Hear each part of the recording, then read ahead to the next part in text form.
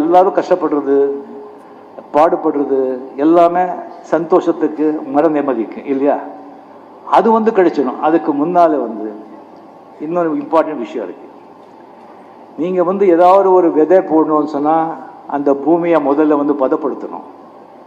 அது தண்ணி போட்டு பதப்படுத்தி களையெல்லாம் எடுத்து அதுக்கப்புறம் அந்த ஃபர்டிலைசர்லாம் போட்டு கரெக்ட் செஞ்ச பிறகுதான் நீங்க விதை போடணும். அப்போ நீங்க கிரியா உடனே பலம் கொடுக்காது. அதுக்குள்ளே இப்போ ஒரு விருந்தாளியை ஒரு வீட்டுக்கு நீங்க கூப்பிட்டால நீங்க வீடு என்ன பண்ணுவீங்க? அப்படியே வச்சிருப்பீங்க. அது எவ்வளோ க்ளீன் பண்ணி பார்த்து எல்லாத்தையும் எடுத்து டஸ்ட் எல்லாம் எடுத்து கரெக்டாக செட் பண்ணி ஒரு விருந்தாளி வர்றதுக்கே. ஸோ அப்பேற்பட்ட ஒரு கடவுள் விருந்தாளி உங்கள் நெஞ்சுக்குள்ளே வரணும்னா உங்கள் நெஞ்சை எவ்வளோ தூய்மையாக நீங்கள் வச்சுக்கணும். எவ்வளோ தூய்மையாக வச்சுக்கிட்டாதான் அது பலன்